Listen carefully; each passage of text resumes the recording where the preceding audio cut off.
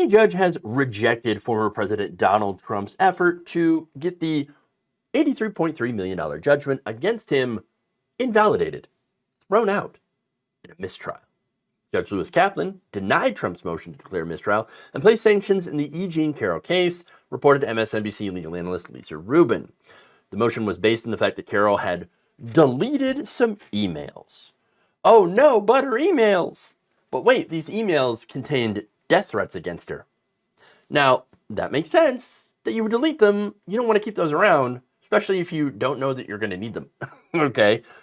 Trump and his lawyer, Alina Habba, however, tried to argue this was somehow deliberate misconduct that helps Trump's case. Carroll testified that she first considered suing Trump back in mid-July of 2019 after meeting lawyer George Conway at a party. The judge said only at that point did Carroll's duty to preserve electronic information begin.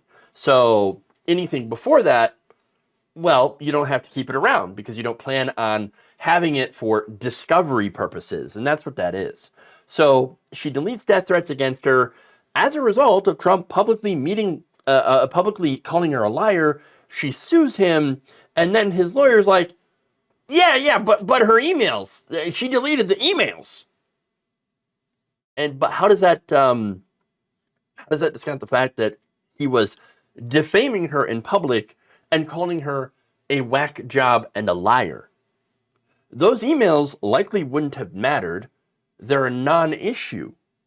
In fact, declaring a mistrial over these deleted emails makes no sense, as they, again, really are not a huge part of the case. Now, Kaplan wrote in his 30-page explanation of the decision, he said, granting a mistrial would have been entirely pointless, which means you just would have had to do the case all over again.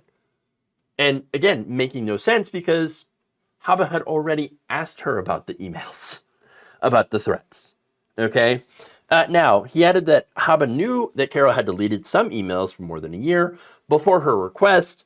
The judge said that Habba's questioning in court was confusing and that she had not taken any steps to try to recover the messages. He added that the missing threats were also likely more of a disadvantage to Carroll's case rather than to Trump's defense.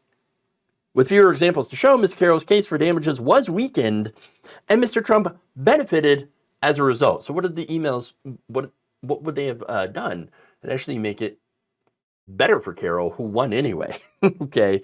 Now, Rubin also wrote that, in short, Trump's team first learned of the deletions in January of 2023 and failed to follow up, nor did they obtain or present clear evidence at trial of what Carroll deleted or when, much less what documents they requested through discovery.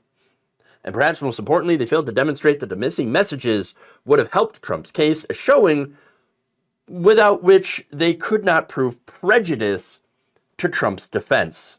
The bottom line, said Kaplan, is that what Trump's team pointed to as evidence of discovery misconduct was both too late and too imprecise to warrant either a mistrial or other sanctions, especially since they never showed that the messages were unrecoverable. Now, you can recover deleted emails, okay? Yes, that is something that they're able to do, okay? They never asked for it. They never said, hey, why don't we try to recover those emails that you deleted? Not once did they ask that. Now, here's the thing. Is this incompetence by Trump's team? I don't know. Maybe. But that said, there wasn't any point to talking about the emails, bringing them up, as again, it probably would have been even more a higher level of incompetence had they received those emails, went and looked for them, got them, and then were like, oh, wow, these are horrible death threats against E. Jean Carroll as a result of Donald Trump. Oops. So that would have been actually far worse. But again, the idea is to use the process, right? Say, aha, see, they didn't give everything that they could have in discovery. Therefore, mistrial, sorry. Makes no sense. Makes no sense. Okay? Now, after this, I kind of wonder why Trump hasn't fired Alina Habba. I mean, she's obviously terrible at being Trump's lawyer. Although, to be fair, I don't really think anybody could do a good job here with Trump representing him on these cases where he constantly sabotages and undercuts himself. Okay? So, that said, I had a thought. Maybe I haven't been giving Alina Habba enough credit. Not on her being a lawyer, because I think she sucks at it, right? But more about manipulation, the art of manipulation.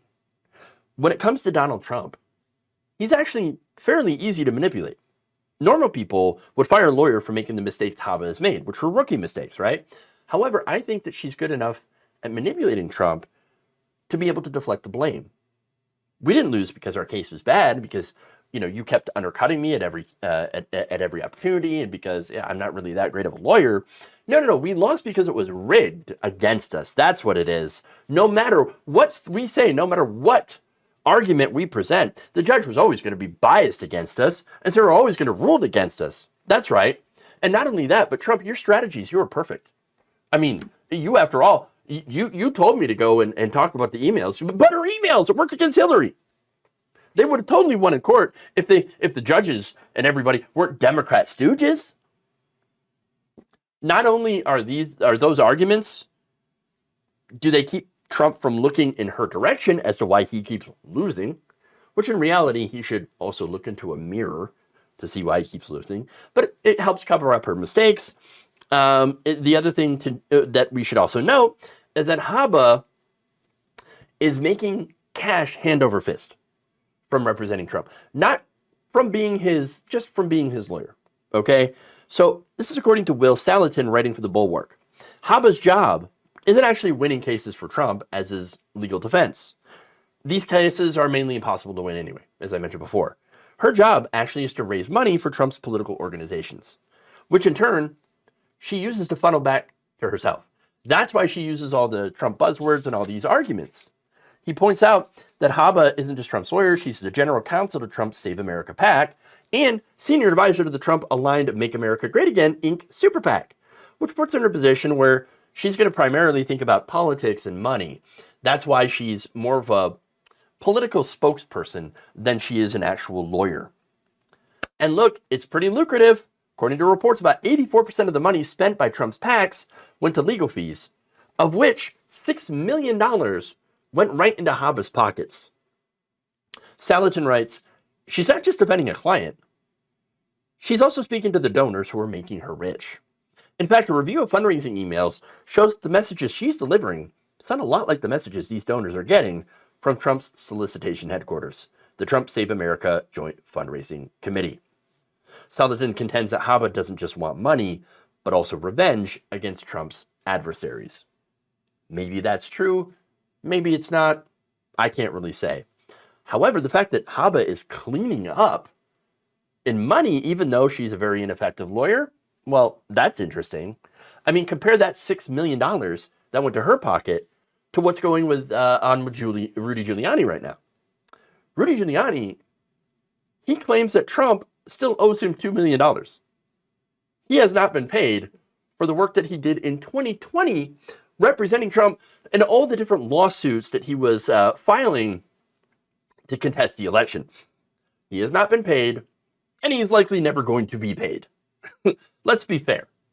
So maybe if Rudy Giuliani had set something up like this, he might have actually made some money, not from Trump himself, because Trump doesn't pay people, but from Trump's donors who are paying all the bills at this point. So I'm starting to see how I kind of underestimated Alina Habba. I was only looking at her as a lawyer, when in reality, I think I needed to expand how I look at her and really look at her as more of a opportunist looking to get paid. And in that, I think she's doing a damn good job.